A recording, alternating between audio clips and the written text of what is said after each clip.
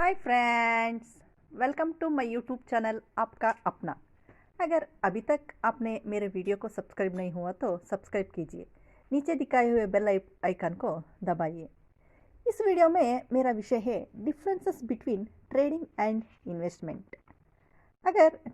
इसका मतलब यही होता है ट्रेडर्स एंड इन्वेस्टर। अगर आप स्टॉक मार्केट के लिए नए हैं तो स्टॉक मार्केट के बारे में ज़्यादा कुछ जानकारी नहीं है तो आप लॉन्ग टर्म इन्वेस्टर या म्यूचुअल फंड में ही बने रहिए, क्योंकि शॉर्ट टर्म में मार्केट को कोई प्रिडिक्ट नहीं कर सकता। बोलते हैं ना, माउथ और मार्केट दोनों न कभी किसी के हाथ में या बस में आया है, न कभी आएंगे। जैसे हम सब जानते हैं, 18-20 साल का हट्टा कट्टा जवान नौजवान मर जाता है और 90 साल के बीमारियों से गुजरने वाले बुजुर्ग बच जाते हैं। वैसे ही अच्छे खासे फंडामेंटल स्ट्रॉन्ग कंपनीज जैसे कि HUL, HDFC bank, Asian paints, Bajaj finance, TCS, Infosys, ये स्टॉक्स तो मेरा कोई रिकमेंडेशंस नहीं है। आप आपका खुद का रिसर्च कर लीजिए, आपको ऐसे सैकड़ों स्टॉक्स मिलेंगे। जो फंडामेंटल स्ट्रॉन्ग रहता है वो बहुत साल से मार्केट में हो, वो बार बार डिविडेंड, स्प्लिट्स, बोनस हुए हो, ऐसे कंपनी जो सालों से है उसका आप अगर चार्ट डाल के देखे तो वो ऊपर ही दिखाएगा। मतलब लॉन्ग टर्म में उसका परफॉर्मेंस अच्छा ही रहेगा। ऐसे स्ट्रॉन्ग कंपनीज तो आगे जाके ही अच्छा ही परफॉर्म करेगा ना।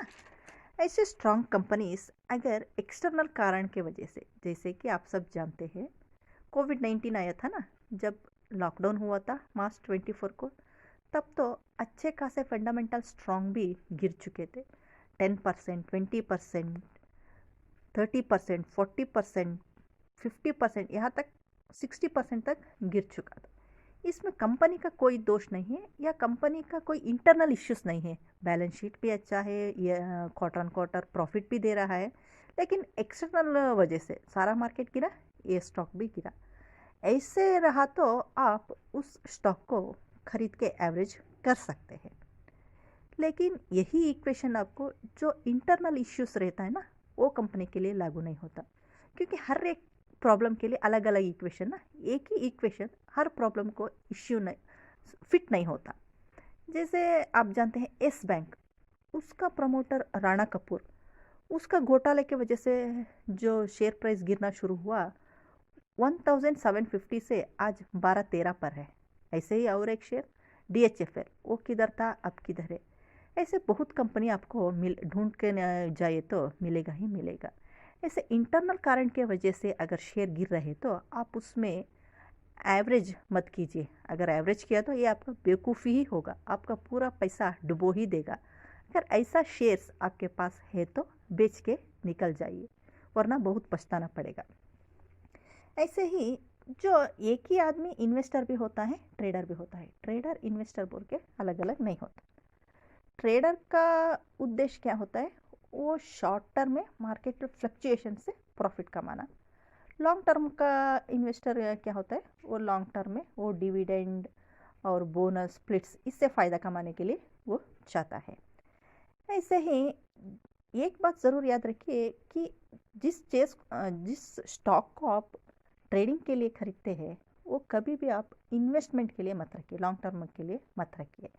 जो इन्वेस्टमेंट के लिए रखते हैं वो शॉर्ट टर्म में 10-20 रुपये आया बोल के मत भेजिए, क्योंकि ये दोनों आपको बहुत नुकसान में ही निकाल देगा।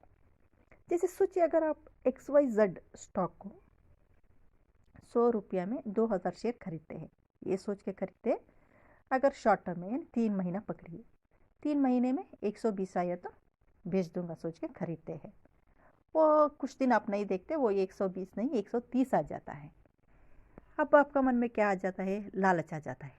अब सोचते हैं देखेंगे कितना ऊपर तक जाएंगे, देखेंगे सोच के बेचते नहीं, ऐसे ही पकड़ देते हैं।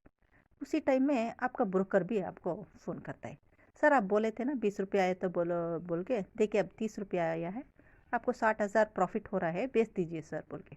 आप क्या सोचते हैं, ब्रोकर है ना, उसका प्रॉफिट के लिए, वो उसका कमीशन के लिए वो फ़ोन करता है, सोच के क्या सोचेंगे, नहीं भैया और थोड़े दिन रहने दो बोल के बोल देंगे। बाद में शेयर क्या होता है 150 में जाता है। अब आपको क्या होता है, ब्रोकर का बात नहीं सुन के अच्छा ही हुआ ऐसा लगता है। बाद में स्टॉक प्राइस 140 में आता, आप भेजेंगे नहीं। 130 में आता तब भी नहीं भेजेंगे। 120, 110 और 100 के नीचे 90 में भी आ जाएगा। अब आप क्या सोचेंगे, हाँ 90 आया ना, 120 तक तो फिर आ सकता है बोल के क्या करेंगे और 300 शेयर खरीद लेंगे। बाद में क्या होता, स्टॉक मार्केट है ना, थोड़ी हमारा बात सुनता, थोड़ी हमारे मन की जैसी चलता है, नहीं सुनता ना, इसलिए क्या होता वो 70 पर आ जाता है। अब आप क्या करेंगे, यो आपका मन में डर शुरू हो जाएगा, अयो ये क्या हुआ, ये तो 70 पे आ गया ना, पूरा मेरा पैसा डुबो ही देगा सोच के क्या कर देंगे आप, सारा शेयर को लॉस में बुक कर देंगे। अगर ऐसे लॉस में बुक करके आप चुप के बैठे तो एक तरफ से लॉस होता है, लेकिन ऐसे नहीं होता। क्या होता है, आप जब बेच के 10-15 मिनट भी नहीं हुआ होता तब से ही शेयर प्राइस ऊपर जाना शुरू कर देता है। अब आपको फोमो शुरू हो जाता है। फोमो जानते हैं ना, फियर ऑफ मिसिंग अपॉर्चुनिटी। ये आपको चुप के बैठने के लिए नहीं देता, आप फिर शेयर को चेस करके जाएंगे, उसके पीछे भागेंगे। आप किधर पकड़ेंगे, फिर 110 में ही पकड़ेंगे और स्टॉक प्राइस फिर क्या हो जाएगा, फिर नीचे गिरेगा। ऐसे ही चलता रहेगा। इसीलिए मैं बोलती हूँ, अगर आप ट्रेडर्स हैं तो एक बात ज़रूर याद रखिए, उसके लिए आप स्टॉप लॉस, टाइम और प्राइस टारगेट, ये तीनों रखिए।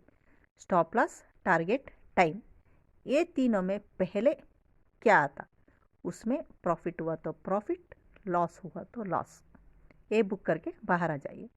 वरना ये स्टॉक तो आपको डुबो के आपका पूरा पैसा ज़ीरो ही कर देगा। जाना कि टिप्स देने वाले अच्छे टिप्स देते होंगे, लेकिन पैसा तो आपका जाता ना, पैसा आपका डूबता है। इसीलिए आपका खुद का रिसर्च करना ही चाहिए। किसी के टिप्स के ऊपर या किसी के रिकमेंडेशन के ऊपर कभी भी डिपेंडेंट मत होइए। बाय बाय दोस्तों। अगर आपको ये विषय अच्छा है तो लाइक कीजिए, शेयर कीजिए और सब्सक्राइब कीजिए। अगले वीडियो में हम ये सोचेंगे कि ट्रेड प्लान कैसे बनाएं, ये सोच के फिर मिलेंगे। तब तक के लिए बाय बाय।